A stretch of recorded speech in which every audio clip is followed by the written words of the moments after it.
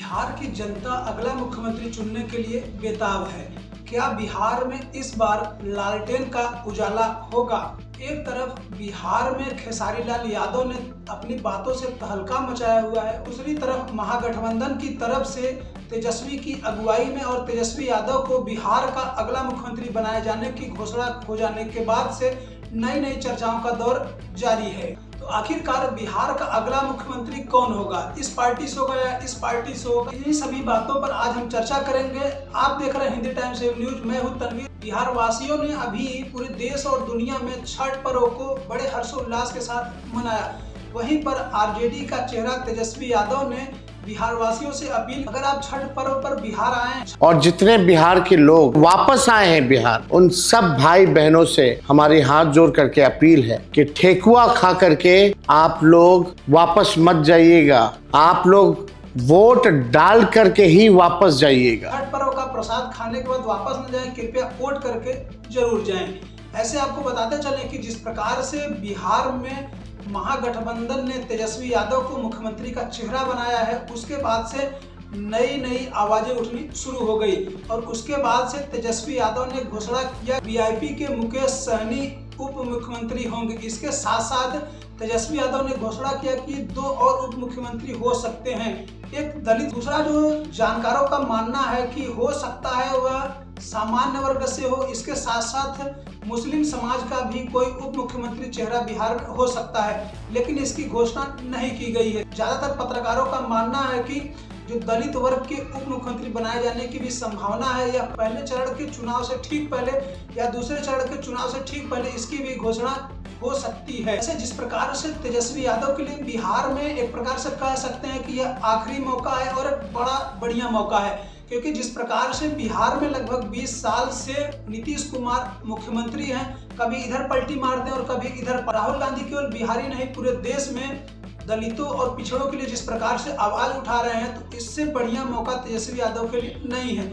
ऐसे बिहार में किसी भी एक पार्टी के लिए अपने बल पर मुख्यमंत्री बनना असंभव जैसा है। पिछले कई चुनावों को देखा जाए तो आरजेडी की पार्टी की तरफ से कोई मुख्यमंत्री रहा हो, बिना गठबंधन के मुख्यमंत्री नहीं बना। चाहे एनडीए की सरकार रही हो, तब भी भाजपा या अन्य पार्टियों का गठबंधन जरूर रहा है। ऐसा जिस प्रकार से तेजस्वी यादव ने कल बिहार के लिए घोषणा पत्र जारी किया और उसमें नए नए वादे किए, जिसमें सबसे प्रमुख वादा यह रहा बिहार के हर घर के लोगों को सरकारी नौकरी का वादा। ऐसे तेजस्वी यादव ने नई नई घोषणाएं की है, लेकिन बिहार के मुख्यमंत्री नीतीश कुमार का कहना है कि वहीं एनडीए का कहना है कि तेजस्वी यादव जो जो घोषणाएं कर रहे हैं सरकारी नौकरी को छोड़ करके, मतलब एनडीए गठबंधन या नीतीश कुमार की पार्टी बिहार में पहले से ही वह योजनाएं लागू की हुई है और दे रही है। जो हमने कहा कि बिहार में किसी भी एक पार्टी को अपने बलबूते पे सरकार बनाना थोड़ा सा कठिन है।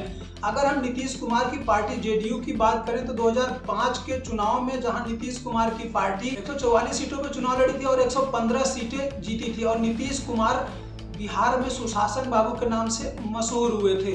वहीं उसके बाद से नीतीश कुमार की पार्टी जेडीयू का संख्या बल दिन ब दिन घटता ही चला गया। उसके बाद 2010 के विधानसभा चुनाव में नीतीश कुमार की पार्टी 101 सीटों पर ही चुनाव लड़ी और मात्र 71 सीट ही जीत पाई। वहीं 2020 के विधानसभा चुनाव की बात की जाए तो नीतीश कुमार की पार्टी 115 सीटों पर चुनाव लड़ी और मात्र 43 सीट ही जीत पाई, लेकिन भारतीय जनता पार्टी बड़े भाई होने के नाते फिर भी नीतीश कुमार को ही बिहार में मुख्यमंत्री बना। इस बार बिहार में एनडीए की तरफ से मुख्यमंत्री पद की घोषणा नहीं की गई, लेकिन कई नेताओं का यह कहना है, नाम मांझी और कई नेताओं का कहना है कि बिहार के अगले मुख्यमंत्री नीतीश कुमार ही होंगे, लेकिन इसकी घोषणा नहीं की गई है। अब बात खेसारी लाल यादव की। जिस प्रकार से खेसारी लाल यादव जवाब दे रहे हैं, ऐसा लग रहा है कि वह एक मजे हुए नेता हैं और अभी तक वो अभिनेता के रोल में थे, लेकिन अब वह नेता के तौर पर अच्छे तरीके से उभर गए हैं और सही तरीके से सवालों का जवाब दे रहे हैं। माने एक आदमी अगर राजद में आ गया तो वो गंदा हो गया और 4 गंदा उधर जाके साफ हो गए। रवि भैया को एक बात कहना चाहता हूं कि रवि भैया, राम के बारे में आपने जितना गाना नहीं गाया होगा खेसारी गाया होगा। हम राम के विरोधी नहीं है, आपके विचारधारा के विरोधी है कि भाई बात करनी है तो रोजगार पे बात करो, हिंदू मुसलमान पे नहीं। हमें लड़ाओ मत, हम ऑलरेडी अपने गरीबी से लड़ रहे हैं। चलिए आपको बता देते हैं कि तेजस्वी यादव ने बिहार में क्या क्या घोषणाएं की है। तेजस्वी यादव ने युवाओं के लिए प्रदेश के हर परिवार के एक सदस्य को सरकारी नौकरी देने का अधिनियम 20 दिनों के अंदर लाना और 20 महीने के भीतर नौकरी देने की प्रक्रिया प्रारंभ करना।